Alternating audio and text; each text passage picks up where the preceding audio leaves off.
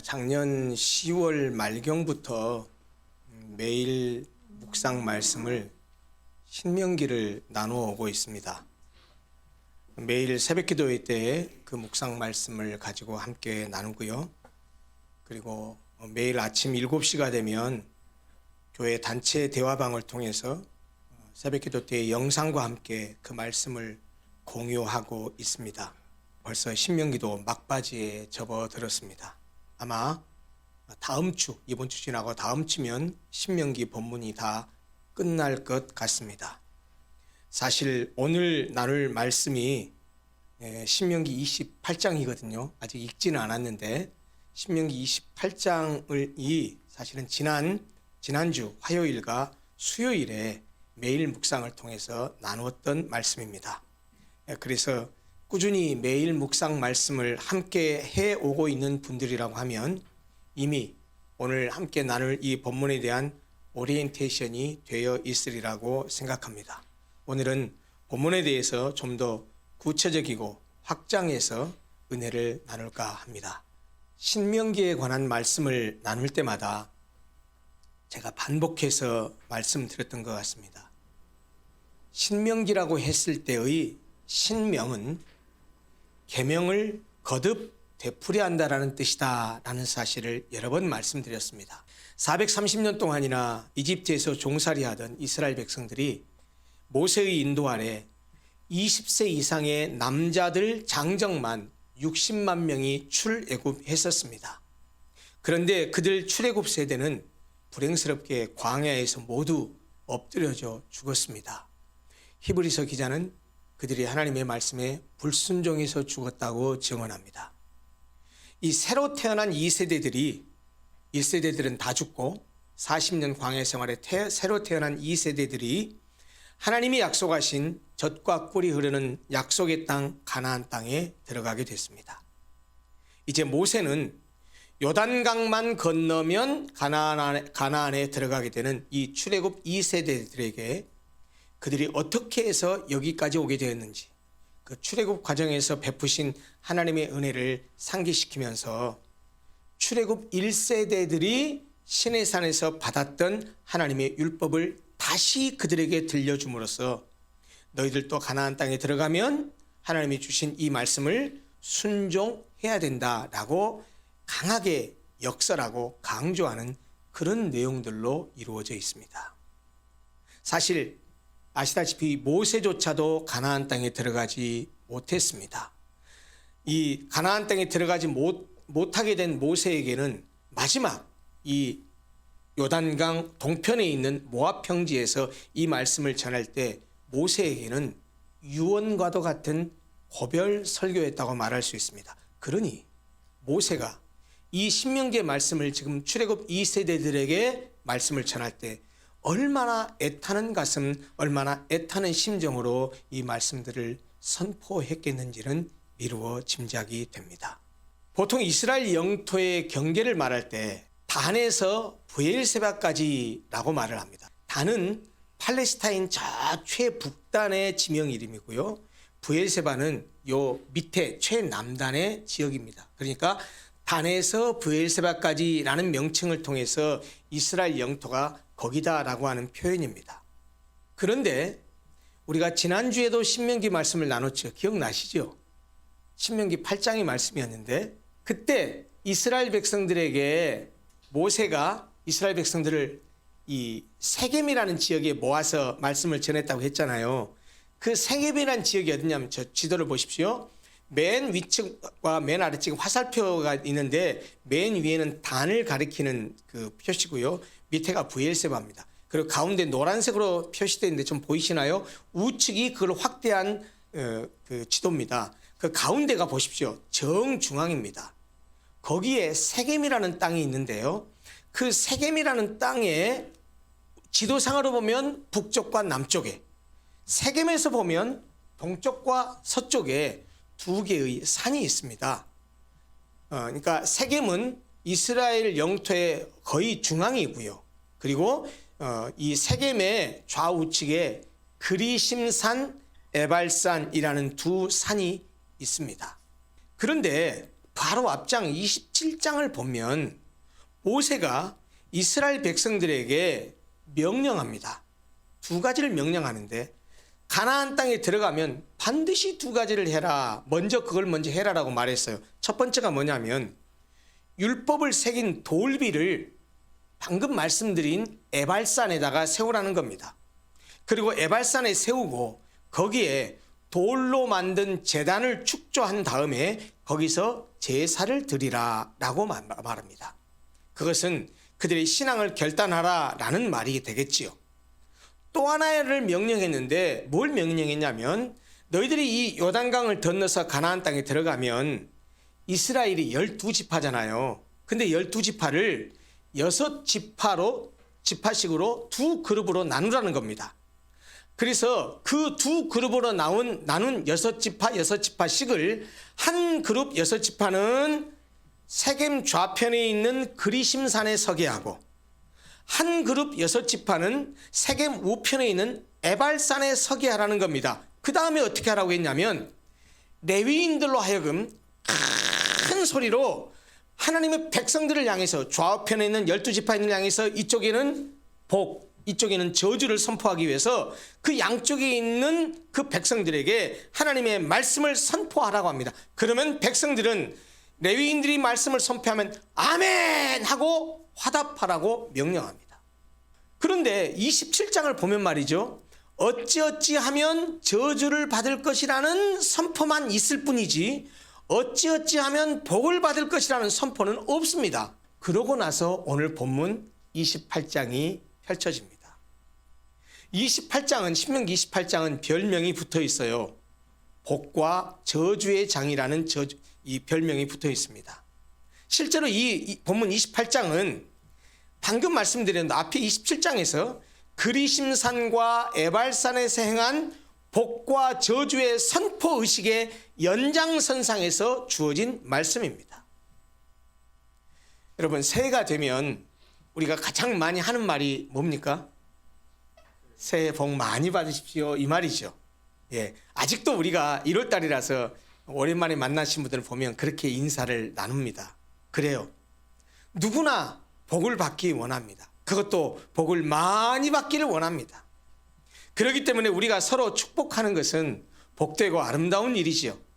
그런데 말이죠, 생각해 보세요. 우리가 축복을 주기도 하고 축복을 받기도 합니다. 그런데 누가 나에게 축복을 해준다고 해서 나에게 누군가가 복 받기를 빌어준다고 해서 내가 그 복을 다 받는 것은 아니지요.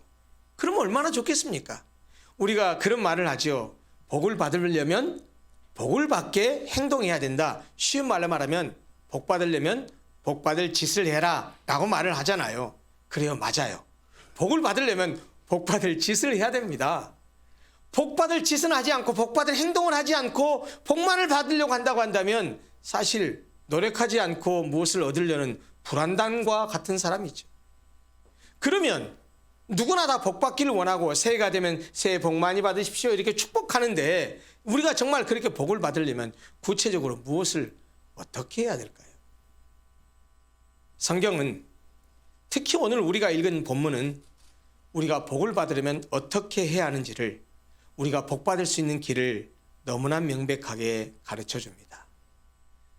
그래서 저는 오늘 여러분과 함께 본문을 통해서 우리가 복을 받으려면 어떻게 해야 하는지 성경을 통해서 깨닫고 우리 모두가 그 길을 따름으로써 우리 모두가 저와 여러분들이 하나님이 약속하신 복을 풍성히 받아 누리게 되기를 바랍니다. 이제 본문을 구체적으로 들여다보려고 합니다. 우리가 19절까지를 읽었지만요. 사실 신명기 28장은 68절이나 되는 매우 긴 장입니다. 그리고 우리가 읽은 이 19장의 내용도 사실은 가만히 들여다보면 우리가 이미 읽었으니까 아실 겁니다. 14절까지는 복에 대한 내용이에요. 그리고 15, 16, 17, 18, 19 이 5개의 절은 저주에 관한 내용입니다. 그리고 우리가 읽지는 않았지만 말씀드린 대로 신명기 이 28장이 68절까지 있는데 우리가 읽은 19절 이후 20절부터 68절까지는요. 아주 장황하게 저주에 관한 내용이 쏟아져서 구체적으로 열거됩니다. 이렇게 신명기 28장이 복과 저주에 대해서 말씀하고 있는데 아까 말씀드린 대로 저주에 관한 말씀이 많다고 해서 너희들 저주나 받아라 하나님이 이렇게 해서 저주의 말씀을 많이 기록한 게 아니에요. 오히려 까꿀로 이렇게 하면 너희들이 저주를 받으니 절대로 저주받으면 안 된다. 내가 약속한 복을 받아야 된다. 이 말씀을 하고자 하는 것입니다. 그런데 어떻게 하면 복을 받고 어떻게 하면 저주를 받는지에 대해서 너무 명백하게 가르쳐주고 있어요. 먼저 우리에게 이 말 하나님께서 주시는 복을 열거하는 서두 1절 상반절을 보십시오. 복 받을 수 있는 방법, 비결이 명확하게 제시되어 있습니다. 내가 내 하나님 여호와의 말씀을 삼가 듣고 내가 오늘 내게 명령하는 그의 모든 명령을 지켜 행하면, 또 2절 상반절은 뭐라고 말씀합니까? 이렇게 말씀합니다. 내가 내 하나님 여호와의 말씀을 청종하면 이라고 말합니다. 여러분, 청종이라는 말은 한자 말이죠. 들을 청자에 따를 종자입니다. 문자적으로 말하면 듣고 따른다라는 말인데 이것은 순종을 의미하는 단어입니다. 이렇게 성경이 가르쳐주고 있는 우리가 복을 받을 수 있는 비결, 방법, 조건, 대전제는 명백합니다. 오직 하나님의 말씀을 듣고 지켜 행하는 것, 즉 말씀에 순종하는 것입니다. 반대로 하나님의 말씀을 순종하지 아니하여 지켜 행하지 않으면 저주를 받는다고 성경이 명백하게 얘기합니다. 그래서 15절부터가 저주에 관한 말씀이었잖아요. 그 저주를 열거하는 서두 15절에 하나님이 이렇게 말씀하십니다. 내가 만일 내 하나님 여호와의 말씀을 순종하지 아니하여 내가 오늘 내게 명령하는 그의 모든 명령과 규례를 지켜 행하지 아니하면, 성경이 분명히 오늘 우리에게 말합니다. 복과 저주가 우리 앞에 놓여 있다는 거예요. 그런데 복을 받을 것이냐 저주를 받을 것이냐는 우리의 선택이라는 거예요. 우리가 어떻게 하느냐에 달려 있다는 거예요. 하나님은 복을 주시는 분이기도 하고 하나님은 저주를 내리시는 분이기도 하시는데, 복을 받을 수 있는 방법은 하나님의 말씀을 듣고 지켜 순종하는 것이고, 저주를 받는 이유는 하나님의 말씀을 듣고 지켜 행하지 않는 것이고 순종하지 않기 때문이라고 명백하게 이야기합니다. 구체적으로 본문을 볼까요? 1절을 한번 다시 보십시오. 1절을 다시 보십시오. 이렇게 말합니다. 내가 네 하나님 여호와의 말씀을 삼가 듣고 내가 오늘 내게 명령하는 그의 모든 명령을 지켜 행하면 내 하나님 여호와께서 너를 세계 모든 민족 위에 뛰어나게 하실 것이라. 하나님의 말씀을, 하나님의 명령을 듣고 지켜 행하면, 곧 순종하면 하나님께서 그들을 세상의 모든 민족 위에 뛰어나게 하실 것이라고 약속한단 말이에요. 내가 너를 세계 모든 민족이 뛰어나게 하실 것이라는 이 말씀을, 약속을, 이 복을 약속하실 때 이스라엘의 상황이 어떤 상황입니까? 지금 요단강을 건너기 전이에요. 가나안 땅 들어가기 전이에요. 지금 이스라엘 영토도 없어요. 영토도 없는 상태라는 점을 감안하면 지금 하나님이 약속하신 이 복은 파격적인 복입니다. 이집트 노예 생활에서 가까스로 탈출한 이들이 세상 모든 나라와 어깨를 나란히 하는 정도가 아니라 그 세상 나라 민족 가운데서 으뜸 국가가 될 것이라고 약속하고 있으니 이 얼마나 영광스러운 복입니까? 이어지는 2절은 내가 네 하나님 여호와의 말씀을 청종하면 이 모든 복이, 여기서 말하는 이 모든 복은 앞으로 얘기할 3절 이하의 3절부터 13절까지는 복을 얘기합니다. 이 모든 복이 내게 임하고 내게 이를 것이라고 선언합니다. 그러고서 3절부터 13절은 구체적으로 복을 열거 있어요.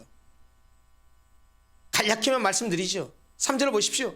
성읍에서도 복을 받고 들에서도 복을 받을 것이라. 이 말은 무슨 말입니까? 어디에서 살든지 어떤 직업에 종사하든지 장소와 하는 일에 상관없이 모든 생활의 터전에서 복을 받을 것이라는 말입니다. 4절과 5절에서는 자손뿐만 아니라 가축과 농작물의 번성, 그리고 양식의 풍요로움을 주신다고 말씀합니다. 삶의 가장 필수적인 기본적인 의식지 문제를 걱정하지 않게 넘치는 풍요로움으로 채워주시겠다라는 약속이시죠. 6절은 뭐라고 말합니까? 참 기가 막힌 말씀을 하십니다. 들어와도 복을 받고 나가도 복을 받을 것이래요. 여러분, 이 말이 함축하는 바가 뭔지 금방 이해할 수 있잖아요. 뭘 하든지 간에, 네가 어디서 뭘 하든지 간에, 네가 무슨 일을 하든지 간에 내가 시종일관 너와 함께해서 너에게 복을 줄 것이다 라고 말씀하고 있는 거 아니겠습니까? 사실 3절부터 6절까지는 하나님 말씀에 순종하는 자에게 주실 개인적인 복이라고 한다면, 자세히 살펴보면 7절부터 13절은요 민족적이고 국가적인 복을 얘기하고 있습니다. 7절을 보십시오. 어떠한 대적과 원수라도 하나님께서 모두 물리쳐 주시겠다라는 거예요. 8절을 보십시오. 그 당시에는 고대 사회는 양식 확보가 만만치 않았던 사회입니다. 그런데 그들의 곡식 창고가 가득 찰 것이고 농사든 목축이든 노동이든 그들이 손으로 하는 모든 일에 복을 주실 것이라고 약속합니다. 내가 열심히 수고하고 일한 결과를 내 고스란히 내 손에 쥐게 하는 것, 이것 하나님의 은혜요, 복입니다. 9절과 10절이 약속하신 복은 하나님과의 특별한 관계에 대한 복입니다. 세상 모든 민족들과 구별된 하나님의 거룩한 백성으로 삼아주시겠다라는 거예요. 성민으로 삼겠다라는 거예요. 그래서 온 세상이 그들을 하나님의 이름 때문에 그들을 벌벌 떨게 하겠다라는 것입니다. 11절에서는 쓰고도 남을 만큼 우리의 소유를 넉넉하게 하시겠다라는 약속입니다. 12절도 땅의 풍요로움과 경제적 부여에 관한 약속이죠. 13절 마지막, 복에 대한 마지막 절은 높은 지위와 명예를 주시겠다는 약속입니다. 머리가 되고 꼬리가 되지 않게 하시고 위에만 있고 아래에 있지 않게 하신다는 것은 지위와 명예와 권력이 계속해서 확장될 것이라는 말씀이죠. 참 이렇게 하나님이 약속한 복들은 생각만 해도 행복해지는 기분입니다. 그런데 본문을 보면 이렇게 다양한 복을 모세가 다 열거한 다음에 그 이스라엘 백성들의 삶 가운데 그런 복들이 현실화될 수 있는 것은 오직 우리가 앞에서 봤듯이 여호와의 말씀을 듣고 지켜 행하는 것, 순종이 있다는 사실을 다시 한번 거듭 강조합니다. 13절 하반절부터 14절을 보십시오. 이렇게 말씀합니다. 오직 너는 내가 오늘 내게 명령하는 내 하나님 여호와의 명령을 듣고 지켜 행하며 내가 오늘 너에게 명령하는 그 말씀을 떠나서 좌로나 우로나 치우치지 아니하고 다른 신을 따라 섬기지 아니하면 이와 같으리라. 이렇게 성경은 여호와 하나님의 명령을 듣고 지켜 행하는 것, 즉 하나님의 말씀에 순종하는 것이 하나님이 약속한 모든 복을 받아 누릴 수 있는 유일한 길이라는 사실을 강조합니다. 여러분, 그런데 우리 한번 생각해 보십시다. 이렇게 하나님 말씀에 순종하는 것, 분명히 오늘 성경이 이게 복을 받을 수 있는 비결이에요. 대전제예요. 그렇긴 한데요, 다른 면에서 생각하면 이건 복 받는 비결이라고 하기보다는 하나님의 백성들이 취해야 될 당연하고도 마땅한 반응 아닙니까? 사실은 복 받기 위해서 순종해야 하기보다는 우리가 이미 복을 받았기 때문에 하나님의 성민이 되었기 때문에 말씀에 순종해야 되는 것 아닙니까? 15절부터는 이제 복이 저주들로 주제가 바뀝니다. 15절은 하나님 여호와의 말씀을 순종하지 아니해서 하나님의 모든 명령과 규례를 지켜 행하지 아니하면 저주가 임할 것이다 라고 선언한 뒤에 3절부터 6절에서 말했던 복을 저주로 바꿔서 똑같이 16절부터 열거합니다. 이 모든 저주는 하나님의 말씀에 불순종한 결과로 주어진다고 말합니다. 결국 복과 저주, 생명과 죽음이 길이 우리 앞에 놓여 있으니까 반드시 여호와의 말씀에 순종해서 복을, 생명을 선택하라고 강조하는 것이죠. 하나님의 말씀에 대한 순종 여부는 생명과 죽음, 복과 저주를 결정하는 심각한 결과를 가져옵니다. 하나님의 명령을 듣고 지켜 행해야, 하나님 말씀에 순종해야 복을 받을 수 있다고 성경이 계속해서 강조합니다. 본문은 여러 곳에서 그걸 강조해요. 한번 볼까요? 구체적으로 1절 보세요. 1절은 여호와의 말씀을 삼가 들으라고 합니다. 그리고 여호와의 모든 명령을 지켜 행하라고 합니다. 2절은 여호와의 말씀을 청종하라고 합니다. 13절은 여호와의 명령을 듣고 지켜 행하라고 반복합니다. 14절은 그의 말씀을 떠나서 좌로나 우로나 치우치지 말라고 합니다. 다른 신을 섬기지 말라고 합니다. 그런데 복을 받을 수 있는 유일한 전제인 하나님의 말씀을 듣고 지켜 행하는 순종은 드렸던 것처럼 하나님에 대해서 올바른 태도와 관계를 가져야 한다는 사실을 우리에게 말해줍니다. 우리는 예수를 믿음으로 말미암아서 하나님의 자녀가 되었습니다. 하나님은 우리의 아버지가 되셨고 우리는 그의 자녀가 되었다라는 말이에요. 우리가 자식 키우는 부모니까 다 알잖아요. 우리가 가장 기뻐하는 것이 무엇입니까? 자녀가 순종하는 것을 가장 기뻐합니다. 자녀들은 부모에게 순종하는 것이 또 마땅합니다. 부모는 자식을 사랑하고 그래서 뭐든지 주고 싶어 합니다. 자녀들은 부모에게 순종하는 것이 마땅합니다. 이것이 사실 부모 자식 간의 올바른 관계죠. 하나님과 우리 사이도 마찬가지라는 것입니다. 하나님도 역시 그의 자녀들이 하나님에게 순종하는 것을 가장 기뻐하시, 하나님의 자녀들이 하나님께 순종하는 것 또한 당연합니다. 그것이 바로 하나님에 대해서 자녀들이 가져야 될 올바른 관계요 태도라는 것이죠. 그래서 성경은 하나님의 자녀된 우리에게 하나님께 순종하라고 거듭해서 강조하는 것입니다. 왜 그렇죠? 성경이 그렇게도 순종을 강조하는 이유가 무엇입니까? 순종은 바로 부모 자식 간의 관계를 보여주는 가장 명료한 징표입니다. 다시 말해서 순종은 하나님에 대한 우리의 믿음을 보이는 증거라는 말입니다. 여러분, 믿음이 보입니까? 믿음은 거듭 말씀드리지만 내면 세계에 속해 있어요. 그것이 가능할지는 모르지만 머리통을 깨서 들여다본다고 믿음이 보입니까? 배를 갈라서 들여다본다고 해서 믿음이 보입니까? 안 보입니다. 그런데 믿음을 확인할 수 있는 건 한 가지밖에 없습니다.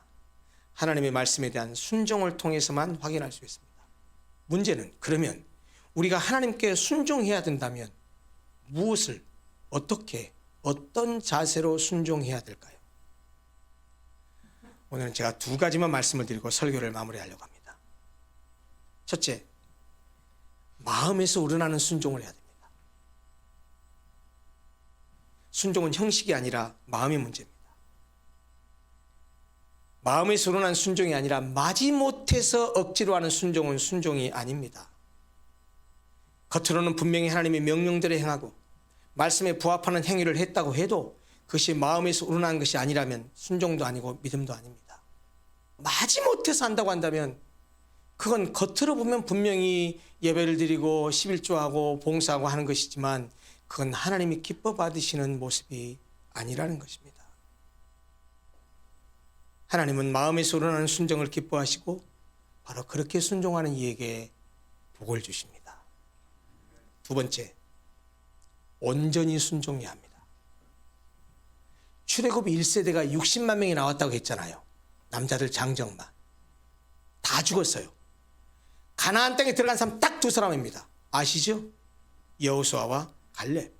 그런데요, 왜 다른 사람 다 죽고 여호수아와 갈렙만 들어갔는지, 구약 성경에는 여호수아와 갈렙이 다른 사람들은 다 죽었지만 가나안 땅에 들어가게 된 이유를 분명히 밝히고 있습니다. 민수기 32장 11절 12절입니다. 애굽에서 나온 자들의 20세 이상으로는 한 사람도 내가 아브라함과 이삭과 약속에게 맹세한 땅, 어디입니까? 가나안 땅 말이에요. 그 땅을 정령이 보지 못하리니 이는 그들이 나를 온전히 순종치 아니하였음이니라.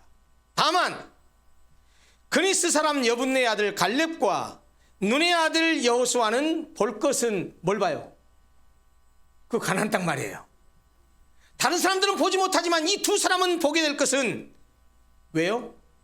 여호와를 온전히 순종하였음이니라.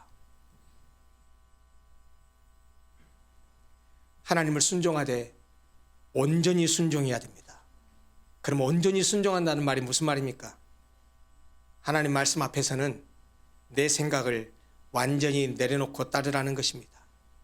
나아가 온전한 순종은 하나님의 모든 말씀에 순종하는 거예요. 내가 원하는 말씀, 내가 인정할 수 있는 말씀, 내가 좋아하는 말씀, 내가 해도 부담이 안 되는 말씀만 순종하는 것이 아니고 내가 원치 않아도 나에게 세운회가 올 것 같아도 내가 힘들어도 하나님이 말씀하시면 그 말씀에 순종하는 것이 바로 온전한 순종입니다.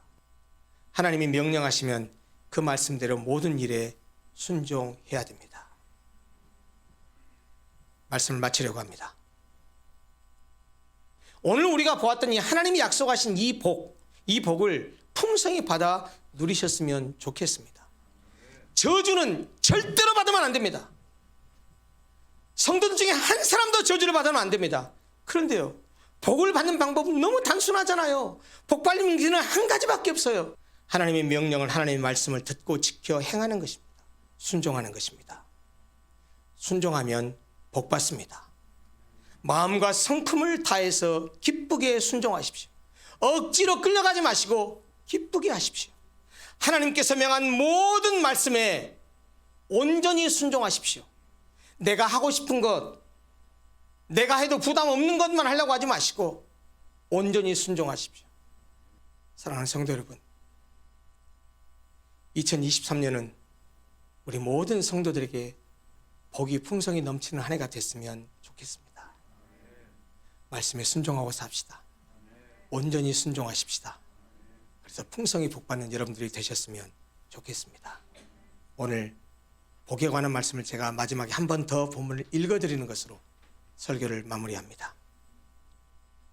내가 내 하나님 여호와의 말씀을 삼가 듣고 내가 오늘 내게 명령하는 그의 모든 명령을 지켜 행하면 내 하나님 여호와께서 너를 세계 모든 민족 위에 뛰어나게 하실 것이라.